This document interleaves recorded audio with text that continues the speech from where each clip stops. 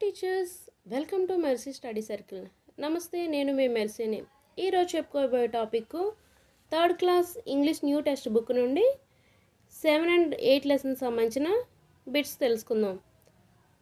ఈ బిట్స్ మీకు రివిజన్గా ఉపయోగపడతాయి. మీరు ఏదైనా వర్క్ చేసుకున్నప్పుడు ఈ బిట్స్ ఆన్ చేసుకొని వీడియో ఆన్ చేసుకొని చూస్తే మీకు రివిజన్గా ఈ బిట్స్ యూజ్ అవుతాయి అన్నమాట. మన ఛానల్ ఎవరైనా ఫస్ట్ టైం విజిట్ చేసినట్లయితే ప్లీజ్ సబ్స్క్రైబ్. టాపిక్లోకి వెళ్ళిపోదాం. What it the grasshopper like to do? మిడతకు ఏం చేయడం అంటే ఇష్టం? Singing, dancing.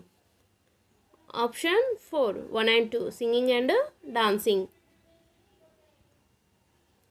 The grasshopper spend his time in summer. మిడత వేసవిలో తన సమయాన్ని ఏ విధంగా గడిపింది? Working, collecting food, playing, all the above. తను ప్లేయింగ్, ఆడుతూ తను గడిపింది. మీరు లెసన్ చదివినట్లయితే మీకు ఈజీగా అది అవుతుందండి, ఐడెంటిఫై చేయగలరు. Option 3 is correct, playing.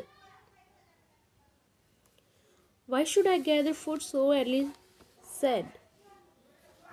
ముందుగా నేను ఎందుకు ఆహారాన్ని సిద్ధపరచుకోవాలి అని అన్నది ఎవరు? The ants, the grasshopper, the squirrels, the mosquitoes. ముందుగా నేను ఎందుకు ఆహారాన్ని సిద్ధపరచుకోవాలి అన్నది మాత్రం గ్రాస్హోప్పర్, మిడత అనేది తను అని చెప్పింది. నేను ఎందుకు ఆహారాన్ని సిద్ధపరచుకోవాలని చెప్పింది. The hands were going in a line. This means that the hands are. చీమలు క్రమ పద్ధతిలో వెళ్తున్నాయి. ఆ చీమల యొక్క అర్థం ఏంటి? దేన్ని సూచిస్తాయి? డిసిప్లైన్డ్, లేజీ, కేర్లెస్, నన్. ఏది కాదు. డిసిప్లైన్డ్ ఒక క్రమ పద్ధతిని చూపిస్తాయి, క్రమాన్ని అనుసరిస్తున్నాయి కాబట్టి this means that the hands are అంటే disciplined. First option is correct. The grasshopper learn to dash. మిడత ఏం నేర్చుకుంది? Be lazy, work hard, sing and dance, careless. Work hard, కష్టపడి పనిచేయాలని నేర్చుకుంది. Second option is correct. Identify the insects in the given. ఇక్కడ ఇచ్చిన దానిలో కీటకాన్ని గుర్తించండి. ఇన్సెక్ట్స్ అంటే కీటకం. Butterfly, grasshopper, ants, all the above. చీమలు, మిడత, సీతాకోక చిలుకలు, ఈ మూడు కూడా కీటకాలే. So all the above.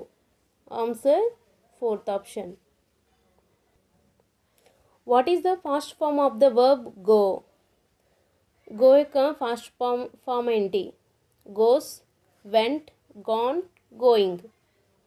So V2 అనేది వెంట్. గోకి V2 ఏంటి? Went. Option 2 is the correct answer. The grasshopper laughed at them. Here laughed is. అయితే ఆ మిడత వాటిని చూసి నవ్వింది. ఇక్కడ laughed is action verb, irregular verb, action word, regular word. Answer is action word. Action verb కాదండి. Action verb అంటే క్రియ వస్తుంది. యాక్షన్ వర్డ్ అంటే క్రియాపదం అనేది వస్తుంది. సో లాఫ్డ్ అనేది క్రియాపదము. నవ్వింది. So option 3 is correct. Which is not correct among the following sentence. ఇచ్చిన దాంట్లో సరికానేది ఏంటి? Action words are called verbs. క్రియాపదాలు అనేవి వర్బ్స్ అంటారు. They denote completed actions. ఇవి కంప్లీట్ యాక్షన్స్ని సూచిస్తాయి. There are used in simple past tense. వీటిని సింపుల్ పాస్ట్ టెన్స్లో మనం ఉపయోగిస్తాము. All are correct. So 4th option is correct. Base forms plus ED or D, these verbs are called. Base ఫామ్కి ఈడి కానీ D కానీ యాడింగ్ అయితే వాటిని రెగ్యులర్ వెర్బ్స్ అంటారు. రెగ్యులర్ వెర్బ్స్ అంటారు. So option 3 is correct. The verbs advised, continued, gathered or in past tense, completed actions, regular verbs, all are correct. So fourth option is correct. అంటే ఇవి past టెన్స్లో ఉంటాయి ఈ verbs and completed actions and regular verbs. Advise, continued, gathered అనేవి regular verbs కాబట్టి all are correct. Fourth option is correct. King Sibi was a dash ruler. Ruler అంటే పాలకుడు. CB చక్రవర్తి ఏ పాలకుడు? మీరు లెసన్ చదివినట్లయితే మీకు అర్థమవుతుంది. ఈయన దయ కలిగిన పాలకుడు. So cruel, kind, clever, none ఏది కాదు. So answer is 2 kind. దయగలిగిన పాలకుడు కాబట్టి కైండ్ వస్తుంది. Option 2 is correct. The eagle shows a portion of the body dash. ఈ డేగా ఎవరి శరీరంలోని కొంత భాగాన్ని ఎంచుకుంది? డో పావురం, కింగ్ సిబి సిబి చక్రవర్తి, గ్రాసప్పర్ మిడత, యాంట్ చీమ. కింగ్ సిబి ఇతని శరీరంలో ఒక కొంత భాగాన్ని ఎంచుకుందనమాట. Option 2 is the correct. The dove turn into the God. పావురం దేవుడిగా మారిపోయాడు. అయితే ఆ దేవుడు ఎవరు? ఇంద్ర. ఫస్ట్ ఆప్షన్ ఇస్ 1 ఇంద్రుడు. Match the following. ఇక్కడ ఆపోజిట్ వర్డ్స్ మ్యాచ్ చేయమంటున్నారు. Same, different, heavy, light, kind, cruel, high, లో.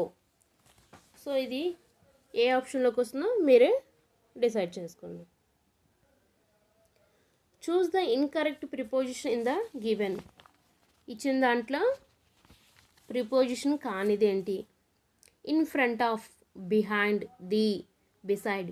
In front of, behind, beside ఈ మూడు కూడా ప్రిపోజిషన్ కిందకే వస్తాయి. ది అనేది article. So option 3 is correct answer. Prepositions are placed before dash. Preposition యొక్క స్థానం వేటి ముందు వస్తుంది? Nouns and pronouns. ప్రిపోజిషన్ అనేది నౌన్స్ అండ్ ప్రొనౌన్స్ ముందు వస్తాయి అన్నమాట. So option 1 and 2. KL Brown was an dash poet. American poet. The antonym of the word gentle is. Gentle అనే పదం యొక్క వ్యతిరేక పదం ఏంటని అడుగుతున్నాడు ఇక్కడ. జెంటిల్ అంటే సున్నితమైన. సో సున్నితానికి ఇక్కడ ఆపోజిట్ వర్డ్ ఏమొస్తుంది? రఫ్ వస్తుంది. ROUGH rough. రఫ్ అంటే కఠినమైన. Option 4 is correct. Alice and Tom was written by dash. Alice and Tom అనే రచనని ఎవరు రచించారు? KL Brown. Option 3 is correct. The little plant was written by. The little plant పోయంను ఎవరు రాశారు? Kate Lewis Brown, KL Brown. వీళ్ళిద్దరూ ఒకటేనండి. KL Brown పూర్తి పేరు ఏంటంటే Kate Lewis Brown. So 2 and 3 is the correct answer. The words in, on, under, behind, beside, in front of are called. So ఈ preposition అన్నిటిని సో ఈ words అన్నిటిని మనం ఏమంటారంటే ప్రిపోజిషన్ ఆఫ్ ప్లేస్. ప్యాలెస్ కాదు, ప్లేస్. కన్ఫ్యూజ్ అవ్వద్దండి. Place. So third option is correct.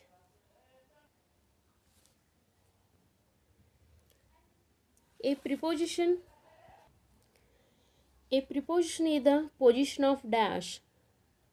Preposition అనేది వేటి యొక్క స్థానాన్ని సూచిస్తుంది? Things and people. Third option is correct. Which is the incorrect rhyming word. So ఏది కరెక్ట్గా రైమింగ్ వర్డ్ అనేది లేదని చెప్తున్నాడు. రైమింగ్ వర్డ్ కానిది ఏంటని అడుగుతున్నాడు.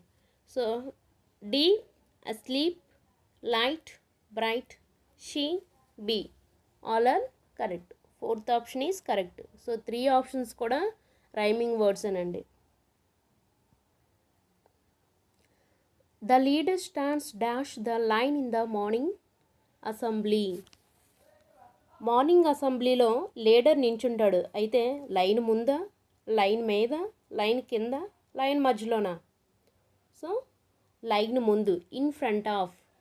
The leader stands in front of the line in the morning assembly. So first option is correct. Identify the missing letter in the following word.